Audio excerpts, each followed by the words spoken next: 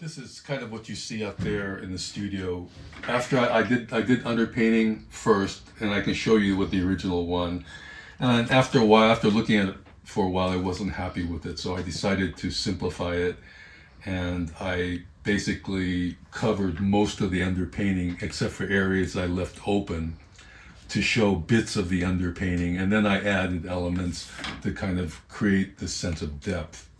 I'm really interested in the idea of depth created by time, by decisions you make at one time, and then you come back to it and you do something else, but you can still get something from the earlier decisions coming through, and you interact with that, and sometimes you can bring them together. So that's what the painting looks like now, and then I go in and I figure, okay, well, what's it need? And usually I like to have shapes, marks, lines, and the shapes I like to have both really sharp, almost mathematically precise shapes. I use ovals a lot, and then I like to have more organic shapes and have them kind of come together.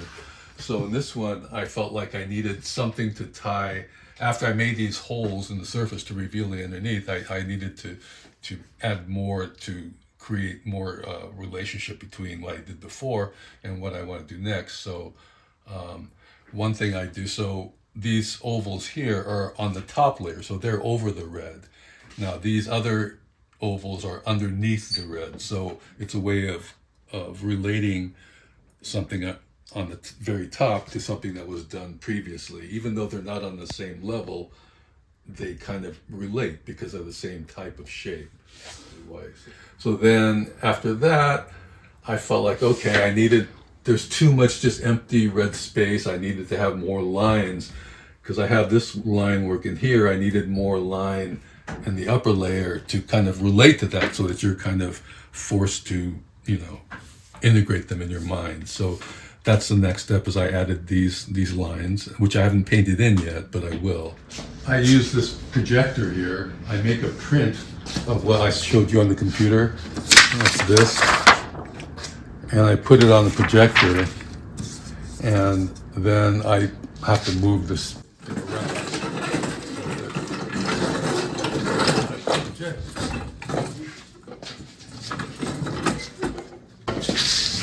So what I do then is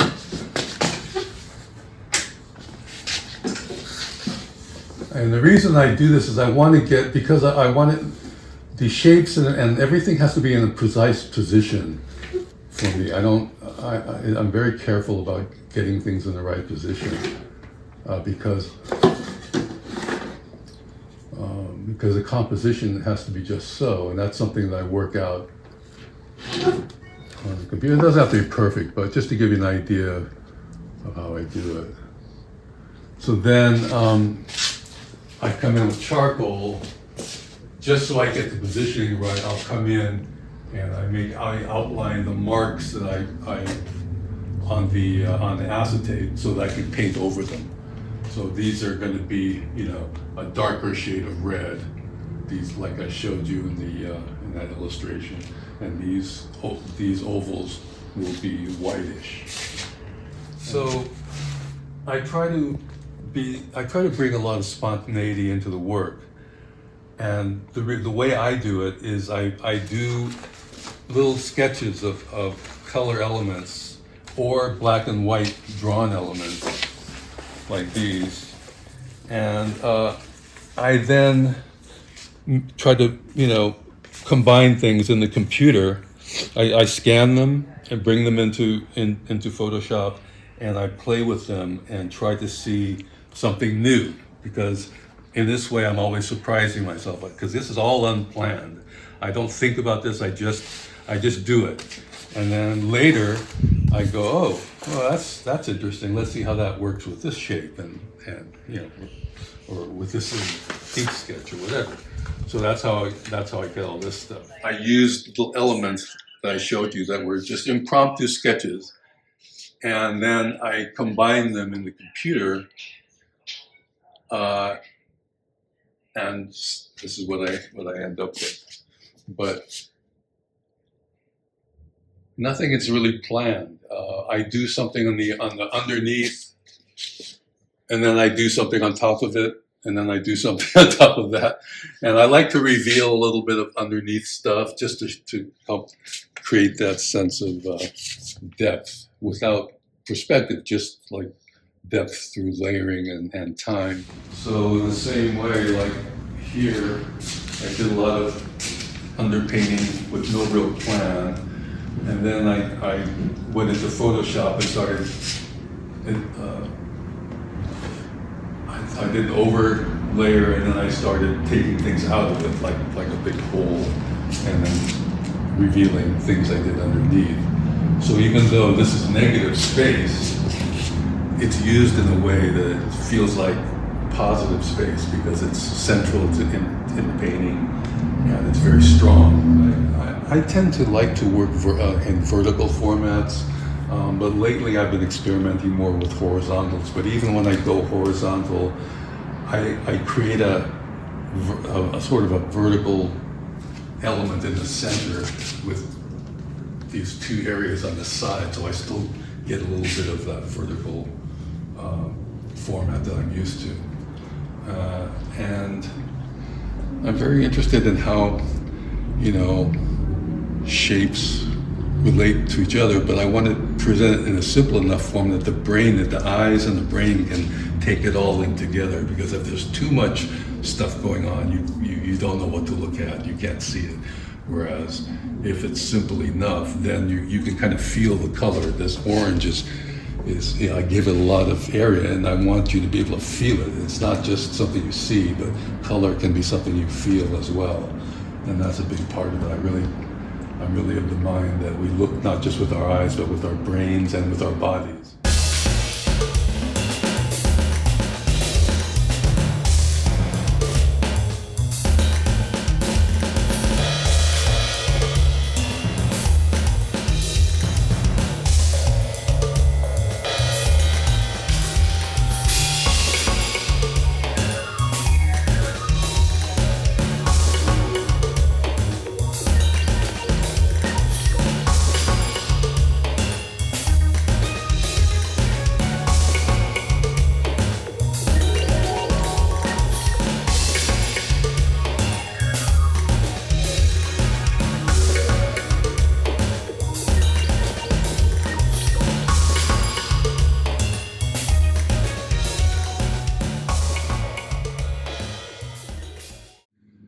What your eyes see and what your brain sees can be a little bit different, or it can kind of shift. And so this is a good example of what I'm talking about. This is the outline of a cube. And looked at it, if you look at it steadily, there are different ways to see it, right? So your eyes might just see lines. That's one way to see it, where there's no suggestion of three-dimensionality. That's one. And then a second way would be to see it with this square being front and this square being in the back. And then momentarily you can shift and then see what this square could be in front and this square could be in back. So that's three different ways that you can see what we have here interpreted by the brain. But the fourth way is where you can suspend the way you interpret the object itself and allow yourself to see the potential of all those other three ways of seeing it while not really committing to any. So you see the potential for this to be in front, or for this to be in front, or it to be disconnected, just lines, random lines, but somehow seeing them, the potential for those possible ways of viewing it all at once, simultaneously, is kind of the sweet spot that I'm going for.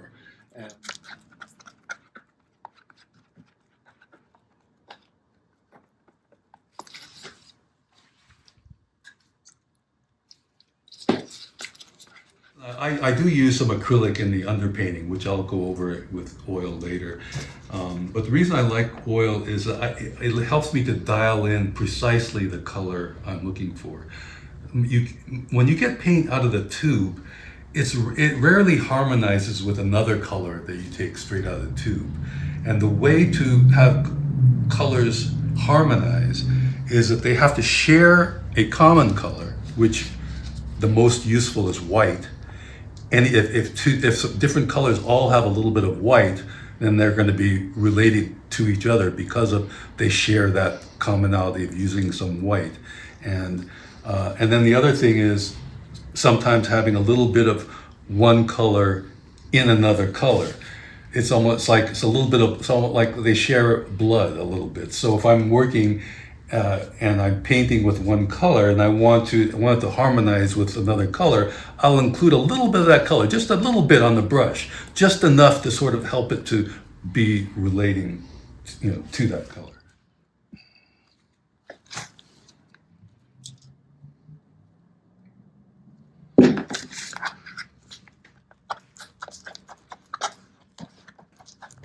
So I'm trying to get the edges first so that I maintain the crisp edge.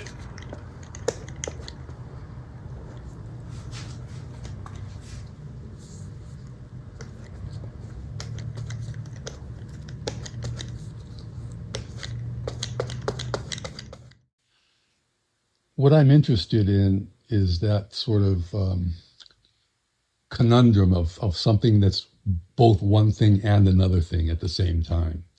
And I think that in art in general, the best art manages to harmonize really opposing feelings or, tendencies or, things that might seem contradictory, but in your mind, you're able to harmonize them if you approach them or take them in a certain way.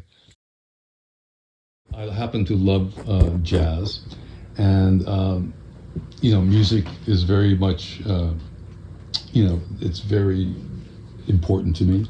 And for myself, if I look at my art, I feel like, I'm a mixture. I have a black father, had a black father and a Japanese mother. So if you look at my work, a lot of people have said, oh, it has a very Asian feeling. And that comes through that flatness aspect, okay? Now, but what I'm interested in is somewhat different than, say, what traditional Japanese art is interested in. I want to show rhythm, okay? And this is where the jazz comes in.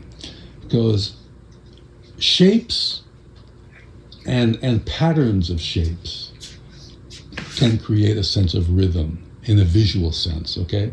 So, but they were created over time, so there's that element. It's not like it all happens it's created over time, and yet you look at it in one instant, so it's kind of compressed into that one span of time.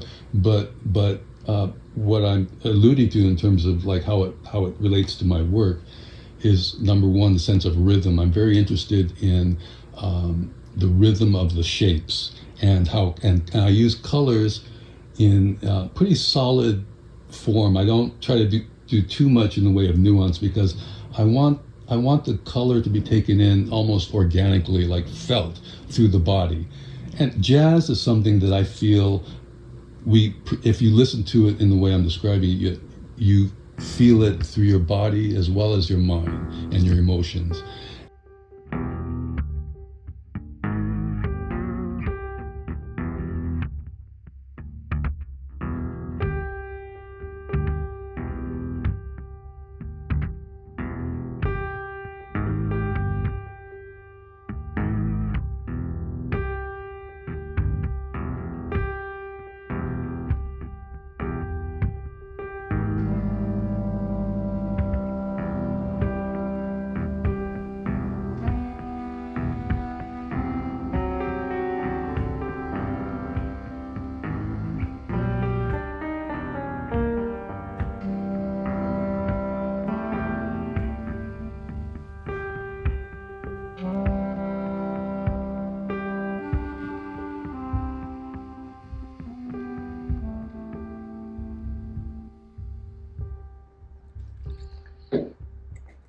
So the problem I've always had with oil paints is the solvents. I don't like using turpentine paint thinners because they're very noxious. I don't like it, but there's a new kind of solvent made from citrus that is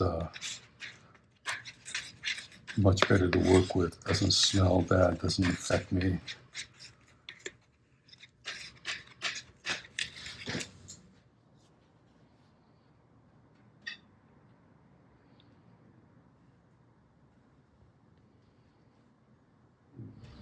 So when I do lines like this, I use a flat brush as opposed to something pointed because it gives me a little bit more paint in there to make the line. Oh, you never quite know what the poem is saying. And the same way, my paintings, you never quite know what it's saying.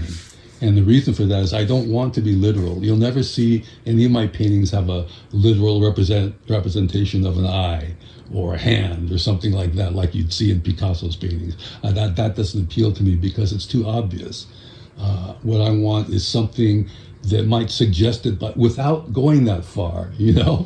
And because your brain will do the work to make it into something without the artist having to literally show it. And not only that, but by being ambiguous, a little bit ambiguous, it can be seen differently each time someone looks at it. You know, and it can be encountered differently depending on how close you are to it. Whether you're looking at it from a foot away or whether you're looking at it from 4 or 5 feet away. You know, in terms of what you're seeing.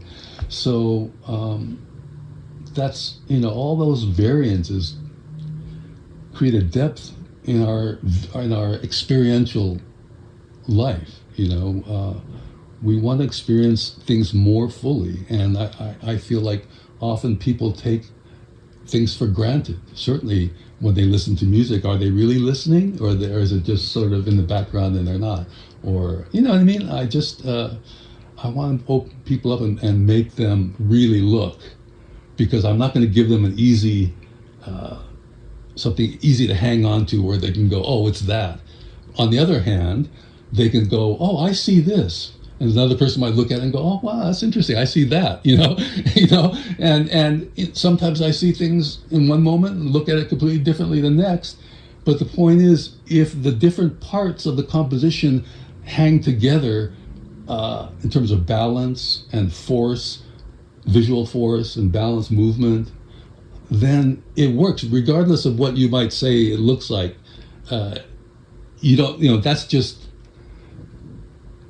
That's fun, you know, and that's kind of what makes it fun. And for me, as I've told you before, the surprise factor is very important.